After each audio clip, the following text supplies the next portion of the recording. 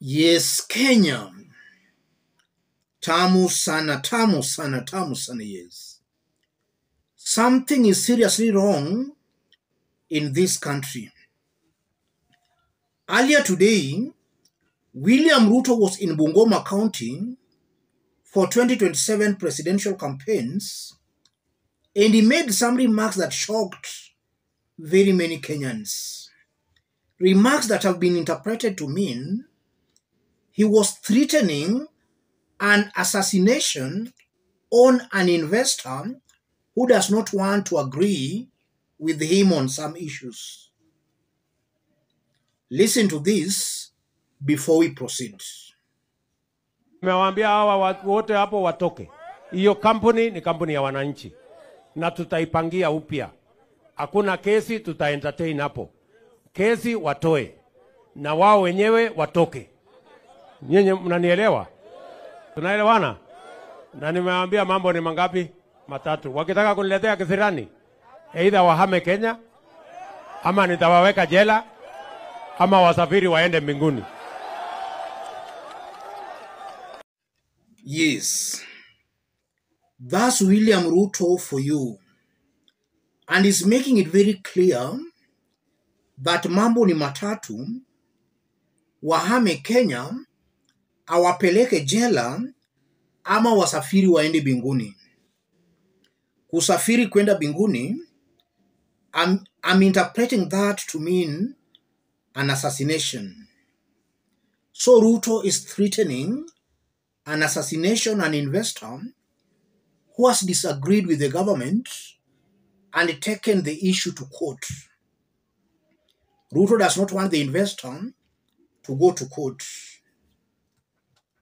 So he's forcing him to withdraw that court case, failure to which ame Kenya, apeleke jela, ama safirishwe kwenda mbinguni.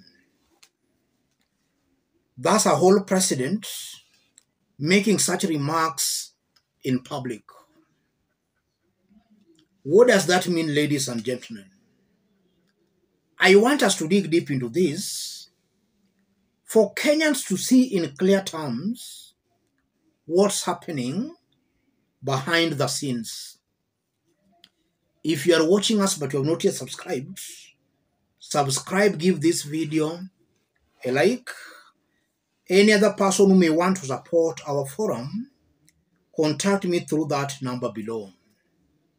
Let's proceed. The person clearly being targeted here is Jaswant Singh Rai, the chairman of Rai Group of Companies, the one who was arrested a few days ago and released.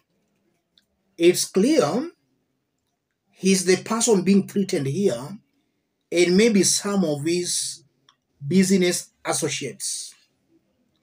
And even today, Victoria Commercial Bank CEO Yogesh Patni allegedly was arrested.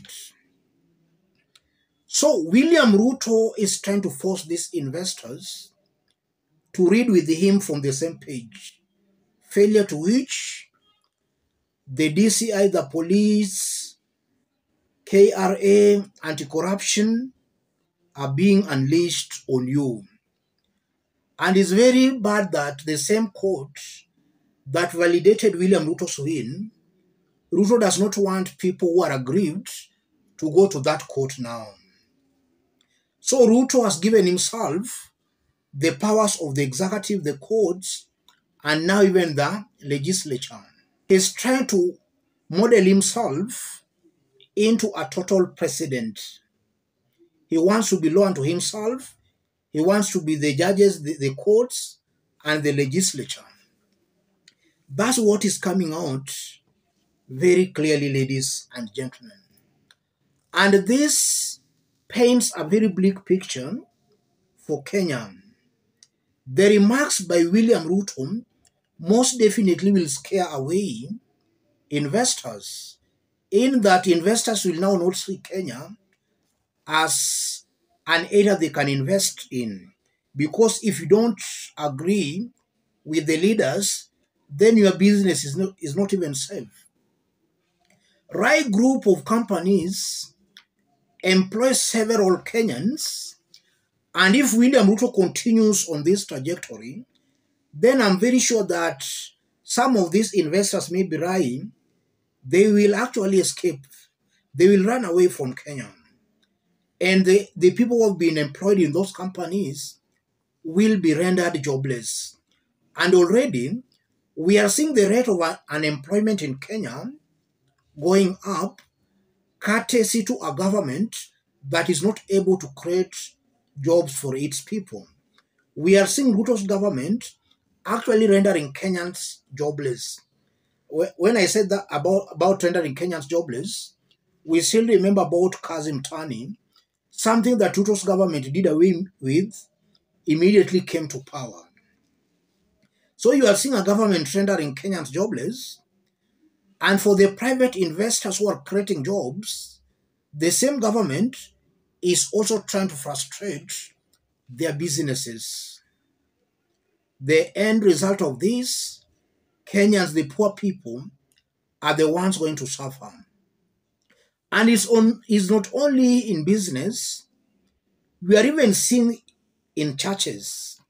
Church leaders who are critical or do not read from the same page with the Ruto's government, we are seeing their churches being closed. A good example is Pastor Ezekiel. Yes, Ezekiel, for those who have been following him keenly, has been very critical and speaking truth to power.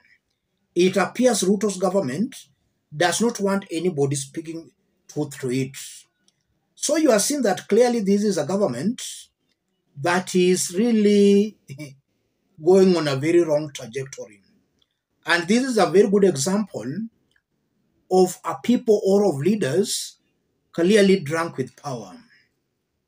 Ruto, without taking sides, without any fear of contradiction, Ruto is drunk with power and is an example of a person who has allowed power to come into his head. Ruto is a very good example of such kind of a person. And besides that, if you look at what is happening in the country right now, William Ruto's county of Uasin Gishu, residents there are on the streets demonstrating. Ruto is busy campaigning for 2027. Instead of finding out why people on the ground are protesting, he is busy campaigning for 2027. Another confirmation that something is seriously wrong with the leadership in this country. Leaders who are occupying the top positions, in my honest opinion, they are not fit, not worth holding those public offices. And that's the truth, ladies and gentlemen. The way forward now is for Kenyans to make sure that they elect credible leaders, starting from MCA to the top. I'm very sure that if Kenyans had elected credible members of parliament, they could have actually put William Ruto on his toes. In fact, an impeachment could have even been brought against William Ruto. But again, Kenyans have got this affinity for electing criminals. And that's why when the members of parliament, they have now been compromised and they are singing William Ruto's praises. It's very unfortunate, ladies and gentlemen. Let me stop it there. But the remarks by William Ruto confirms he is not fit holding a public office. He fails that test on leadership and integrity.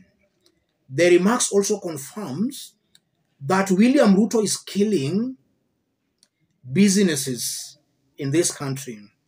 In fact, instead of encouraging investors to invest in the country, he is discouraging the investors. And the remarks also confirms that William Ruto is clearly drunk with power. Let me stop it there, ladies and gentlemen. Thank you. God bless you.